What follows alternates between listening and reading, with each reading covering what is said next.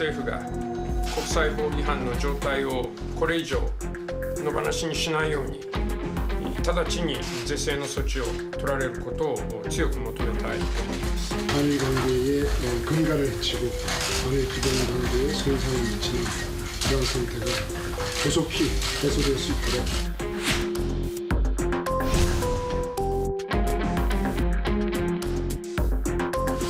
ちょっと待ってください。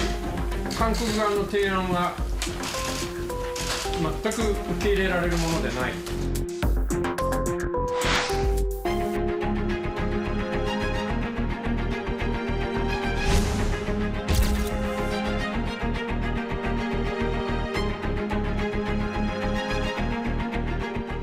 일본의 외무장관이 주일 한국 대사를 초치한 자리에서 한국 대사가 이야기를 하는데 그 이야기를 끊고서 잠깐만요. 한국의 이야기는 절대 받아들일 수 없습니다. 이렇게 자신의 이야기를 고집합니다. 외교적 결례를 알면서도 일부러 이런 행동을 한 것 같은데 현재 한일 관계 선을 넘고 있는 것 같습니다. 특히 일본 정부가 자꾸 선을 넘고 있는데 그 결과로 한일 관계는 점점 더 경색돼 가고 있습니다. 도쿄로 한번 가보도록 하겠습니다. 현장 분위기가 어떤지 도쿄의 성혜영 특파원에게 좀 물어보도록 하겠습니다. 성혜영 특파원. 네, 도쿄입니다. 조금 전에 일본 고노 외무상 남관표 주일 한국 대사를 불러서 아주 세게 항의하는 장면이 나갔는데 뭐 어떤 이야기를 한 겁니까? 네, 일본 정부는 오늘 오전 도쿄 외무성으로 남관표 주일 대사를 초치했습니다. 고노 외무상은 이 자리에서 한국이 제3국 중재위 구성 요청에 끝내 응하지 않은 것에 대해 매우 유감이라며 강하게 항의했습니다. 또 한국이 이른바 국제법 위반 상태를 방치하고 있는 것은 문제라고 지적했습니다. 두 사람 대화를 다시 한번 들어보시죠. 韓国政府が国際法違反の状態をこれ以上野放しにしないように直ちに是正の措置を取られることを強く求めたいと思います。 양국 정부가 가능한 차원에서의 대화를 통해 조속히 해결하는 노력을 함께하기를 기대합니다. 문제위원회를 설치할 수 없게 된 것을 매우 남 대사는 또 강제징용 배상 판결은 민사 사안으로 원고와 피고 사이에 어떻게 해결될지 알 수 없는 상태라며 일본의 일방적인 조치가 한일 관계의 근간을 해치고 있다고 지적했습니다. 제가 조금 전에 잠깐 얘기를 했습니다만 고노 외무상이 남 대사 얘기 도중에 말을 끊고 자신의 생각을 일방적으로 얘기하는 장면. 이건 명백히 외교적 결례죠. 네, 그렇습니다. 두 사람이 처음 만나서 모두 발언을 하는 동안에 이런 일이 생겼는데 외교가에서는 아주 보기 드문 일입니다. 남관표 대사가 모두 발언을 통해서 한국 정부가 기존에 제시한 해결 방안을 다시 얘기를 하는 도중이었는데 고노 외상이 남 대사의 말을 거칠게 끊고 일본의 입장을 강변하는 결례 장면이 나온 겁니다. 직접 들어보시겠습니다. ちょっと待ってください。韓国側の提案は全く受け入れられるものでない。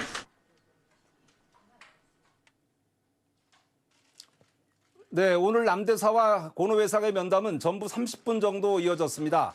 일본 정부가 강제징용 배상 판결과 관련해 주일 한국 대사를 초치한 것은 지난해 10월 그리고 11월에 이어 이번이 세 번째입니다.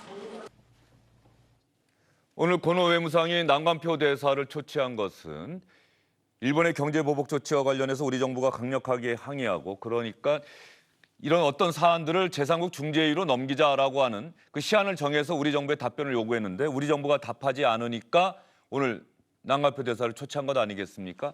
일본 정부 쪽에서 후속 조치 이야기가 나오는데 어떤 조치가 있는 겁니까?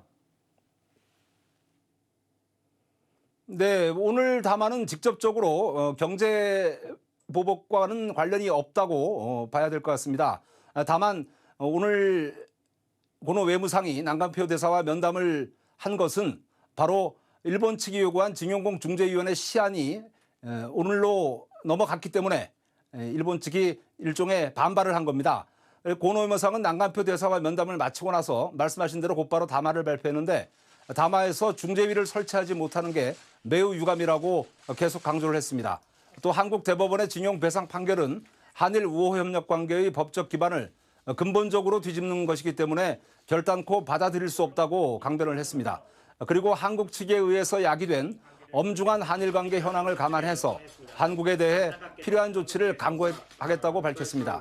그렇지만 오늘 담화에서는 일본이 말하는 이 필요한 조치가 무엇인지는 구체적으로 거론하지를 않았습니다. 일단 일본 내 전문가들은 이번 사안을 국제사법재판소에 제소하는 동시에 한국에 대한 무역 규제를 더욱 강화하는 방안이 유력하다고 설명하고 있습니다. 이미 다음 달부터 한국을 수출 규제 우대국 리스트, 이른바 화이트 리스트에서 배제하겠다고 밝혔기 때문에 한일 양국은 경제적 충돌은 더욱 심해질 전망입니다. 지금까지 도쿄에서 전해드렸습니다. 도쿄 송혜영 특파원이었습니다. 지금부터는 김숙현 국가안보전략연구원 대전략연구실장님, SBS 이영근 논설위원과 함께 이야기를 나눠보도록 하겠습니다. 어서 오십시오. 네, 안녕하세요. 먼저 김숙현 실장님, 고노 외무상의 오늘 초치, 난관표 대사 초치 예상됐던 부분이죠? 그렇죠. 어제 사실 일본이 일방적으로 얘기했던 18일이라는 기한이 지났기 때문에 어떤 형식으로든지 아마 항의는 할 것이다라고 그렇게 예상을 했었고요. 그런 의미에서 난관표 주일 대사를 아마 초치한 것으로 그렇게 보여집니다. 일단 일본이 명분으로 삼은 건 강제징용 배상 판결. 우리는 일본은 수용할 수 없으니 제3국 중재위에 넘기자. 그런데 우리 정부는 거기에 대해서 당연히 답하지 않았고 그 이후에 나온 일본의 경제보복 조치가 더 문제다. 철회하라. 이런 어떤 평행선을 계속 달리고 있는데 일본이 조금 전에 추가 조치 이런 이야기했는데 일본이 추가 조치할 게 있습니까? 지금 벌써 7월 1일에 벌써 이미 얘기를 했죠. 그렇기 때문에 약 한 달 동안의 퍼블릭 커멘트, 약간 이것저것 좀 알아본 다음에 그다음에 화이트 리스트 국가군에서 제외를 하겠다 그렇게 얘기를 했기 때문에 아마도 한 8월 1일 정도에는 화이트 국가군 리스트에서 아마 제외하는 그런 조치를 발표할 것으로 예상이 됩니다. 화이트 국가 리스트에서 우리를 제외하는 조치. 어떤 겁니까?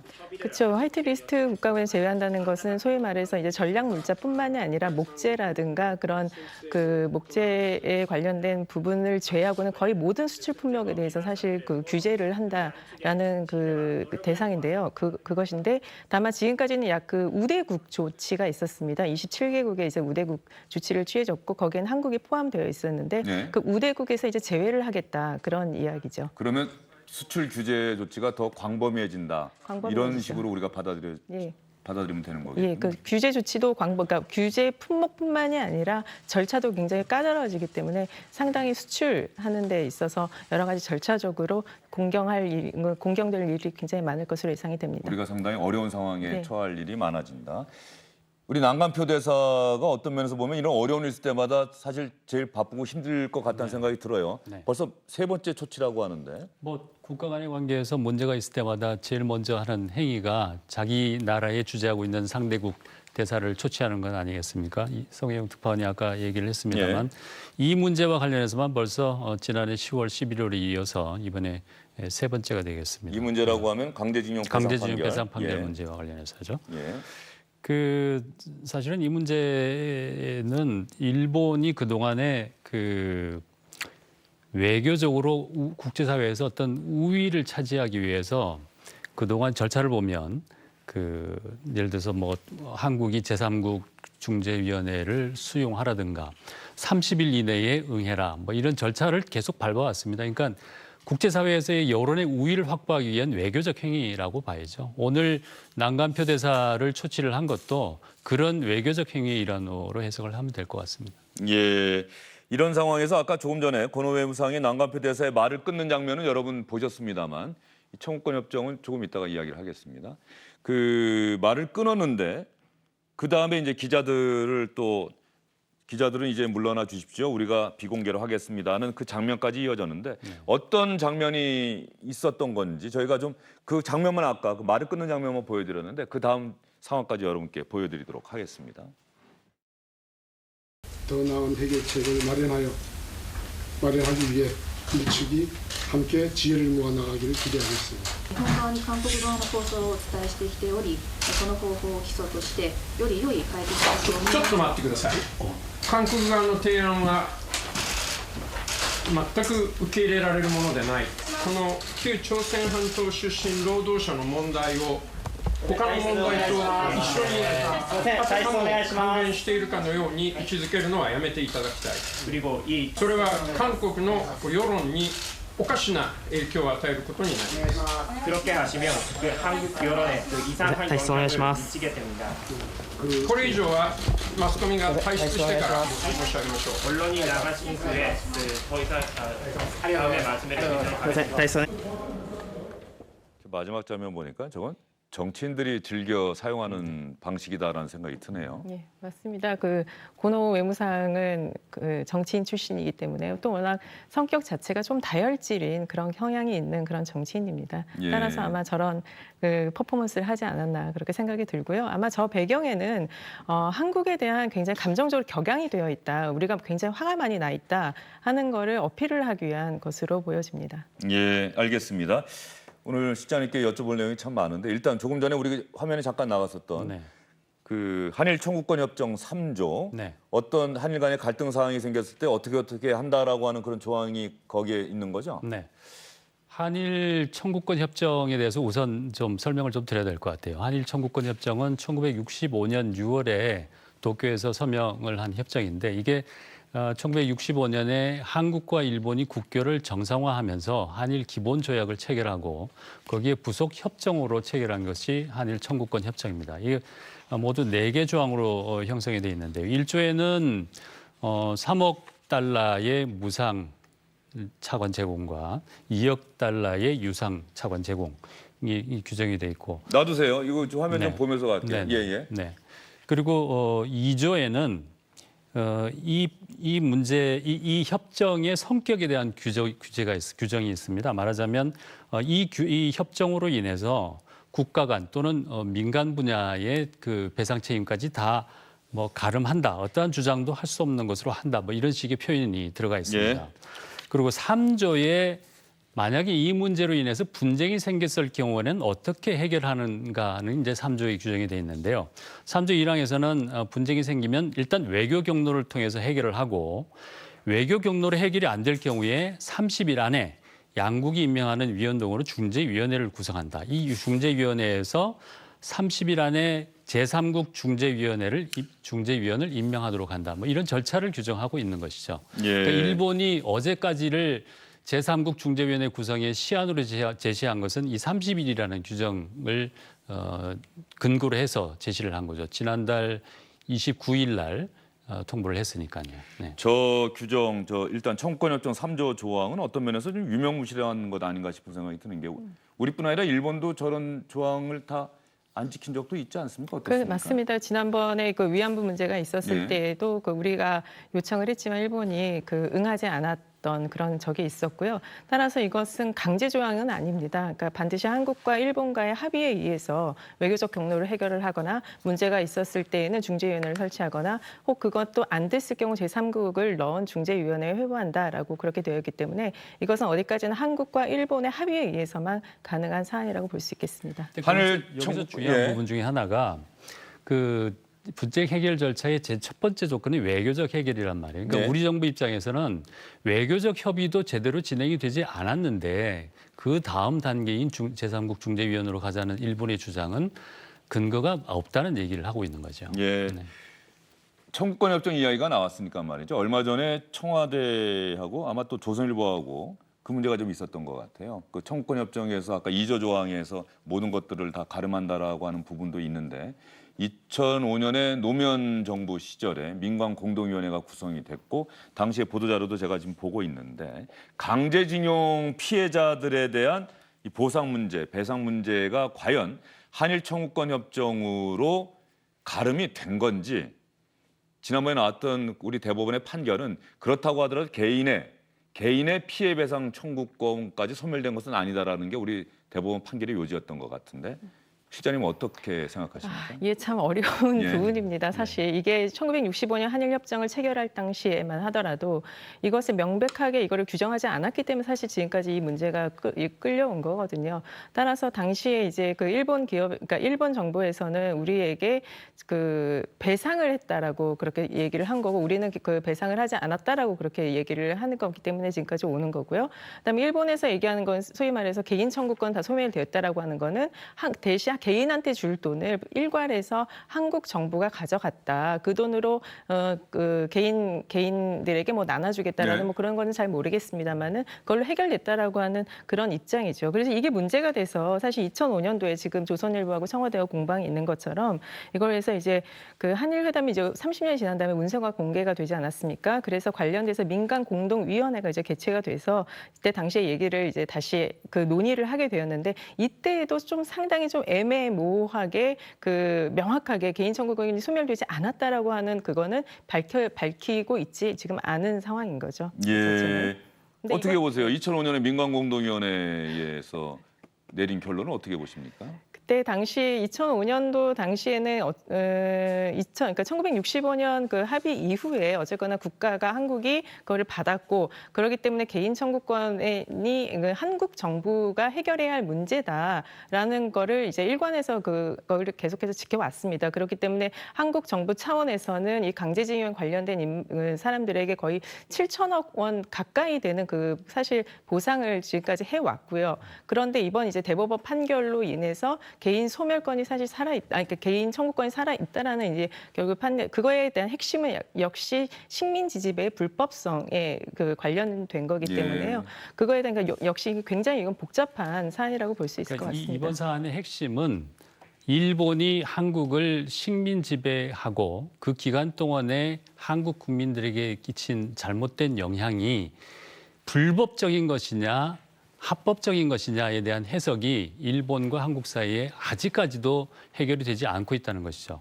그러니까 1965년에 한국과 일본이 국교를 정상화하고 청구권 협정을 맺을 때도 식민 지배 체제에서 일어난 일의 불법성에 대해서 전혀 합의가 이루어지지 않았습니다. 한국 정부 해석과 일본 정부 해석이 이루어지지 않았기 때문에 일본이 식민 지배하에서 불법적으로 한 행위에 대한 배상, 이 부분에 대한 개인의 청구권은 살아있다는 것이 지난해 대법원의 판결이었고 2005년 민간공동위원회의 해석에서도 반인도적 불법 행위에 대해서는 청구권 협정에 대해서 해결한 것으로 볼 수 없다 이렇게 밝히고 있는 것이죠. 그러니까 이 반인도적 불법 행위라는 것을 일본은 인정을 하지 않는 것이고 우리는 그것이 불법적인 행위라는 것을 주장하고 있는 겁니다. 여기서 커다란 시각차가 있기 때문에 굉장히 복잡한 문제가 돼버린 거죠.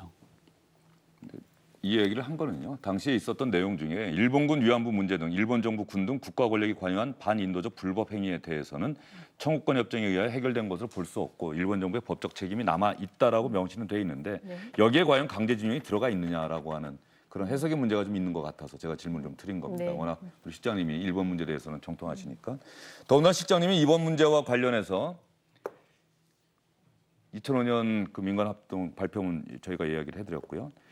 일본 정부가 이렇게 나올 것이라는 걸 미리 예상을 하셨다는 그 인터뷰 기사도 제가 본 기억이 있습니다. 예, 사실 그 일본 정부가 지금 뭐 갑자기 그 7월 1일에 갑자기 발표한 것은 아닙니다. 그 작년 12월, 그러니까 10월 30일에 강제 그 징용 관련 대법원 판결 이후에요.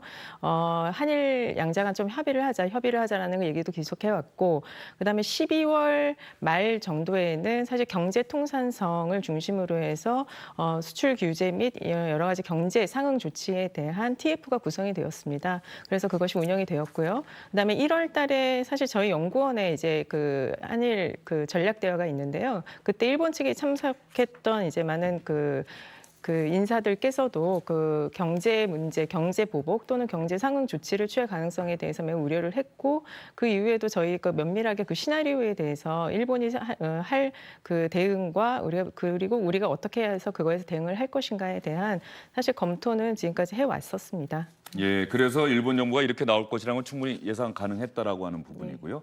많은 분들이 그런 데 대한 의구심, 특히 야당에서 그런 문제 제기하지 않습니까? 우리 정부가 과연 그동안 8개월 동안 대응을 잘못했던 것 아니냐. 그렇게 미리 예상을 하셨고 보고서도 올리셨고 그랬는데 그런 어떤 문제 제기에 대해서는 어떻게 생각하십니까? 글쎄요, 이게 아까 우리 논설위원님께서도 말씀하셨듯이 이게 굉장히 어려운 문제입니다. 이제 국제법적으로 또 보면은 일본의 입장도 어느 정도 수긍이 가는 부분도 있고 또 국내법 우리의 그 대법원의 판결도 상당히 그 존중을 해야 되는 것이고 또 대통령께서 얘기하시는 피해자 중심에서 생각해야 될 부분은 여러 가지 사안들이 있기 때문에 이 해법을 단시간 내에 도출해 낸다는 건 상당히 어려운 부분이 있고요. 그렇기 때문에 8개월 개월 동안 방치를 했다라기보다는 좀 더 좀 신중한 판단을 하려고 지금까지 좀 유보를 해온 게 아닌가, 검토를 해온 것이 아닌가라는 생각이 듭니다. 앞으로 이 상황 해결 전망은 참 불투명한데 말이죠. 어떻게 풀어 나가야 된다고 보십니까? 글쎄요, 이거는 결국은 한일 일단 양자 간에 해결해야 할 문제라고 생각이 됩니다. 그렇기 때문에 일본이나 한국 이렇게 감정적으로 좀 이렇게 서로 공격을 하거나 어떤 수출 규제를 한다든가 이런 거에는 좀 자제를 하고요. 사실 이 문제는 굉장히 어렵고 복잡하기 때문에 진짜 진중하게 좀 이렇게 면대면이 만나서 협의를 해야 할 그럴 사안이라고 생각을 합니다. 면대면이 만나서. 그런데 일본 정부 조금 전에 고노에 무상 발언도 보고 그러면 상당히 일본 정부도 지금 우리는 사실 이 대한민국 땅에 살고 우리 언론 보도 보면서 우리 보도를 보면서 시청자 여러분께서는 또 판단도 하시고 실질적으로 일본 언론의 보도를 알기가 어려운데 일본 언론에서 한 후지 TV인가요? 네. 문 대통령 탄핵 이야기까지 했다. 이거는 좀 도가 지나쳐도 많이 지나치다는 생각이 좀 들어요. 일본 후지 TV 보도에서 그렇게 나왔다고 하는데 어떤 내용의 보도가 있는지 한번 화면 준비됐으면 한번 보여주십시오. 일본 후지 TV에서 한 보도 내용입니다. 어떤 내용의 자막이 나왔는지 저희가 좀 보면서 이야기를 해야 될 것 같은데 말이죠. 한국의 재계 관계자, 이제 문재인 대통령이 그만두는 길뿐이라고 말했다. 대통령 탄핵까지 가는 건 만만치 않지만 무엇이든지 가능한 한국이니까 불가능할 리 없다. 후지TV 상임 논설위원이 저런 이야기를 했다. 글쎄 언론의 자유가 있다고 하더라도 또 상대국, 지금 일본과 긴장 관계에 있고 또 서로 갈등 관계에 있으면서 이 문제를 외교적으로 해결해 나가자라고 이야기를 하고 자제를 촉구하고 있는데 상대국의 정상에 대해서 탄핵만이 방법이다라고 하는 것을 나와서 이야기한다. 저 보도를 본 일본인들은 또 어떤 생각을 하겠습니까? 그렇죠.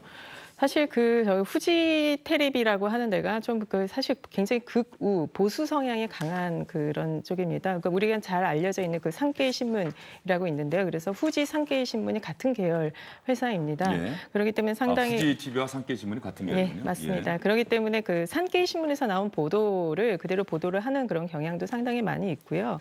그다음에 이제 또 한 가지는 일본의 이제 그 언론 매체들의 이제 좀 성격이 우리나라처럼 이렇게 뉴스를 할 때에 그러니까 공정한 보도라든가 이런 것보다는 좀 재미있게 하려고 하는 재미있거나 좀 더 자극적인 거를 통해서 시청률을 끌어올리기 위한 그런 그 배경도 상당히 많이 있거든요. 그렇기 때문에 이번 보도 자체는 상당히 좀 원래 이제 후지 테레비가 했던 보도 양상에 이제 조금 더 더해져서 한국에 대한 이제 감정적인 자극적인 것을 더 강조한 그런 보도였다라고 볼 수 있겠습니다. 그러면 김현정 청와대 안보실 2차장이 이 현재의 상황과 관련해서 좀 전에 입장을 발표한 게 있는데 어떤 이야기를 했는지 한번 들어보도록 하겠습니다. 우리가 국제법을 위반하고 있다는 일본 측의 계속된 주장은 이것은 잘못된 것입니다. 우리 정부는 강제징용 문제를 해결하기 위해 일측과 외교 채널을 통한 통상적인 협의를 지속해 왔습니다. 그런데 강제징용 문제를 해결하기 위한 외교적 노력이 다 소진되지 않은 상황에서 일본은 일방적인 수출 규제를 조치를 취했고 이는 WTO 원칙 그리고 자유무역 규범과 G20 오사카 정상회의에서 발언한 자유무역 원칙, 나아가 글로벌 밸류 체인도 심각하게 훼손하는 조치라는 점에서 오히려 국제법을 위반하고 있는 주체는 일본이라고 할 수 있겠습니다. 일본은 청구권 협정상 중재를 통한 문제 해결을 지속 주장하고 있으나 우리로서는 일측이 설정한 자의적 일방적인 시한에 동의한 바가 없습니다. 그럼에도 불구하고 우리는 강제징용 문제를 외교적으로 해결하는 것이 중요하다는 인식하에 모든 건설적인 제안에 열려 있는 입장이며 양국 국민과 피해자들의 공감을 얻을 수 있는 합리적 방안을 일측과 함께 논의해 나갈 수 있다는 입장입니다. 양국 국민과 피해자의 공감을 얻을 수 있는 합리적 방안을 도출해낼 수 있다는 게 우리 정부의 입장이다. 외교적 해결이 중요하다. 그런데 김현정 차장의 이야기를 들어봐도 현재로서는 어떤 상황 해결 쪽으로 가는 국면이 아니라 서로가 서로 간의 주장을 반복하면서 갈등의 정도가 좀 점점 높아지는 그런 국면으로 좀 해석이 돼서 앞으로 상당한 시일이 좀 걸릴 것 같은데 어떻게 보십니까? 그렇죠. 이게 사실 상당히 오래 가면 장기화로 가면은 한국도 그렇고 일본한테도 그렇고 결코 유리하지 않습니다. 근데 이게 자꾸 장기화로 가려고 하는 것은 양측의 입장이 조율이 안 되고 거기에 이제 일본에서 계속적으로 좀 감정적인 그 대응을 확대하는 그런 측면이 있기 때문에 장기화는 사실 국면은 피해야 하는데 그 접점을 찾는 것이 쉽지 않기 때문에 뭐 장기화에 대비해서 우리도 좀 대응 방안을 강구해야 되지 않을까 그렇게 생각이 듭니다. 짧게 보면 이제 몇 가지 고비가 있을 텐데요. 당장 이번 주 일요일 날 일본 참의원 선거가 있습니다. 선거 결과가 어떻게 나오냐가 더 중요할 것이고 8월 1일쯤에 일본이 만약에 화이트리스트 국가에서 우리를 제외한다면 한일 관계는 더 나쁜 쪽으로 가겠지만 만약 거기서 넘어간다면 8월 2일에 아세안 지역 안보 포럼이 있습니다. 거기에서 한미일 3국 외무장관들이 만날 가능성이 높기 때문에 여기에서 미국이 어떤 역할을 하지 않을까 하는 기대를 가질 수 있고요. 그다음에, 알겠습니다. 거기까지 좀 듣고요. 저희가 좀 많이 시간이 지나서 알겠습니다. 앞으로 많은 고비가 있을 것이다. 그러나 우리 정부는 외교적 해결을 위한 노력을 계속해 나가겠다고 밝혔다. 여기까지 전해드리겠습니다. 수고 많으셨습니다.